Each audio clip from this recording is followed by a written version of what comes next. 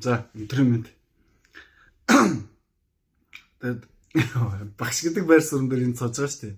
Тэгээд дээрэс нь би өмнө айгүй гомдолдог байсан байхгүй юу. Тэгээд азар сайн найзуудын хувьд ч юм уу цаг үеэд агаад айгүй гомдлогоо эсрэг юмнуудыг бас боддог болцсон. Яг та нартай адилхан гэсэн үг. Тэгэхээр нэг юм дээр гомдолдог байсан байхгүй юу. Би яагаад юм хүнсүүдэд барьцсан бэ? Тэгээ юу уртнаас вэ? Гомдолдог байсан байхгүй юу. Тэгээ одоо дахиад хэлье би бичлэгэн дээр хараад хэлэх дуртай яагаад гэвэл би одоо яг 25 таа байгаа учраас. Стаа яагаад стаа ийм залуу байж ийм ингээд тэг нэг хогийн сэдв тэг ингээд илэр ихс хараад байдаг шүү дээ. Тим сэдв барай авчгаа. Гоё сэдв бариад авч чулаагүй мүү чи. Тэг ингээд яадаг тийм үдээс аахгүй. Яг хаалгуулна, шоолуулна хамгийн хэцүү нь юм бэ гэхээр ойр дотныхоо бас шоолдог гэсэн. Гэр бүл ч юм ойлгохгүй юуд гарна. Чи өөй гээл тэгж мэгэл баг.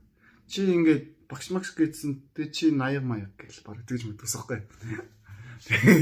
Тэрэн дээр аяг хэцүү. Хөөхний амьдралын нөлөөлөхөөр. Одоо болохоор тэгтээ баярлалдаг болсон. Яг баярлалдаг болсон байх юм. Яг ингээд бичлэгүүд байна. Одоо миний болохоор чи education чиглэлтэй гэсэн үг шүү дээ. Уул нь бол яваа ондоо бүр илүү education болчихно. Боловсрол чиглэлтэй байхгүй.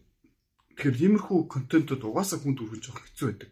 Гэтэ хэрвээ ямар нэгэн байдлаар ханаад авах юм бол илүү хүр ашигтай байдаг байхгүй. Тэгээ одоо ингээд бидний шоолох дуртай тэ нэг юм рил мэл дээр явж идэг юм жижигхэн битэй хүмүүний бокс мокс жоо бичлэмжлэгээд шүү дээ. Яг тэр ингээд харахад гоё, хөвчлөлтэй, инээдтэй. Гэтэ тэр хүнийг нэг хараад тэр хүний амьдралаас суралцаал. Эсвэл тэр хүн миний амьдралд нэг үр ашиг өгөөл байгаа байхгүй. Гэтэ угаасаа контентын төрөл нь өөрөө шүү дээ. Энийг төрөл. Инээ гэж боддоод үдцсэн бол тэр хүн чинь ингээд өгөөж өгчөж байгаа. Банд онцож байгаа гэсэн. А миний хувьд болохоор би та нарыг нэг айхтар инээлгээ гэж болно хийдэг байхгүй. Гэтэ яг уул нь хэрвээ яг дундаа ороод ирвэл хөгжилтэй сэдвүүд байна л да. Би бас хөгжилтэй сэдвээр ярьж болно. Одоохондоо бичлэг учраас бас заримдаа тэгж чадахгүй байгаа тийм. Гэхдээ яг иймэрхүү боловсролын ингээд контентууд хэцүү ч гэсэн нэг ойлгох юм бол бүхэл бүтэн хүний лайф ченж амьдрал өөрчлөлт байхгүй юу? Тэр нь амар гоё ингээд тий. Амар гэдэг үгүйсэн бити хэлгээд идэв би хэлэн зэгтэй. Яг бол залуу байхдаа хэлж үзэхгүй бол 40 өчөөд угаасаа тэгээ тэнхтэй 20 идэх юм шиг амьдраад байгаа гэж байхгүй сте. Тийм. Тэгээд тийм гоё ихгүй юу? Ингээ хүний бүтэн бүхэл бүтэн амьдрал өөрчилж байна гэдэг нь гоё. Гэхдээ тэр нь бас хэцүү юм гэсэн үг. Ягаад хэцүү юм бэ гэхээр залуу хүн ингээд нас орохыг харин сонсдог байхгүй заримдаа яг надтай шатуу ч юм ойролцоо. Тэг ингээд 20 идтэй, 30 идтэй, 40 идтэй. 40 идтэй яганда залуу нас шүү дээ. Тэгээд яг ид бүтээ, хийж бүтээх насн дээр 50-аас эхлээд яг хөгшин гэж хэлэхгүй. Гэхдээ сүнслэг төв нь илүү өөрчлөгдөж байгаа цаг байхгүй. Монголчууд л өөрсдөө их төгшрөөд өөрсдөө 40-ээс хөгшин гэдэг болсон. Тэгээд 50 ч гэсэн ер нь гайгүй л наснууд. Тэгээд ирэхээр яг юу болт юм бэ гэхээр ер нь бол ингээд хүний бүр бүхэлдээ амьдрал өөрчлөж байгаа байхгүй юу. Дээрээс нь би ч өөрөө яг тийм өгшгүй байдалд хүрсэн болохоор би та нарт урт насны тухай заадаг биш. Тийм. Өнгөрсөнд ч тэр, одоо ч тэр, ирээдүйд ч тэр. Гэхдээ зүгээр тийм гарц гаргалгаа юм баталгаа ингээд сүнсээ барих тийм хэмжээг ойлгоод авсан гэсэн үг шүү дээ. Энгийн хүнийг бодвол. Энгийн хүн бол би өнөөдөр унтлаа. Чи маргааш яг амт сэрхүү стам гэдэг ингээд найзаасаа хэлье гэж бодъё л таа. Яг энэ бичлэгэн дээр айгүй алан хараал хэлж байна. Гэхдээ заримдаа иймэрхүү юм ингээд хэлчихвэл аюу амар байдаг хгүй. Найз нь үгүй өгшөө маань чадахгүй ч гэж магадгүй юм. Маань маргааш сэрхгүй ч гэж магадгүй гэж хэлдэг. Яг үндэ тийм найзууд байдаг хгүй ингээд хад байж байгаа.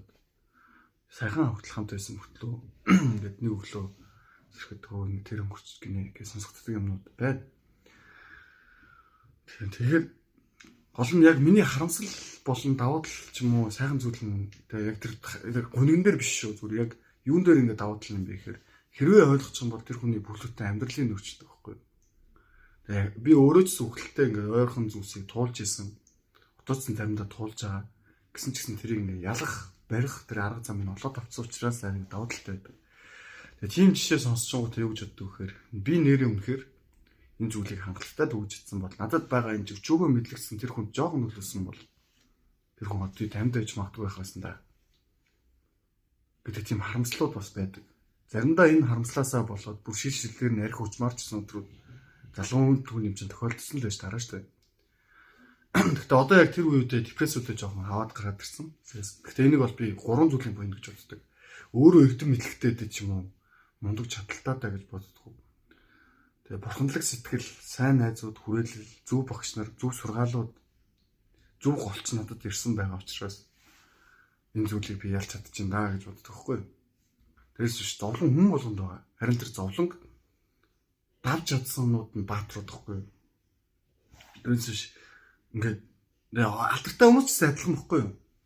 Тэгээ бид сая одоохондоо алдартай болоогүй гэхдээ нэг зүйлийг баталгаад байлна. Зовлон хүн болгонд байгаа. Ичхийн зовлон, санаа зовх тэгээ ингээд бүх юм байгаа шүү дээ. Надад цаар хэлсэн шүү дээ. Би нийтлэхээс өмнө дандаа боддгоо гэд. Яа намаа найзууд юу бодож байгаа. Яав ээж юу бодож байгаа. Ямар тэнийг юм ярьсан бэ? Ямар муухай хараал хэлсэн юм бэ? Тэр ингэх болоо, тэр дарга ингэх болоо гэж боддог байхгүй юу? Бодож бодож байгаа эцэст нэг өдөр ихэхгүй чи угаасаа л энэ зовлон тоолох гэж энийг сонгочоод юундаа гомдолтой шууд шаа тэ шууд нийтлэл гэж боддог байхгүй. Тэгэхээр нэгдсэн одоо контент дээр одоо жоохон зарим контент дээр задгаарч эхэлнэ. Тэгэхээр зүгээр яа тэгэхээр ойлголцч л байл хамаагүй байхгүй юу. За баяртай.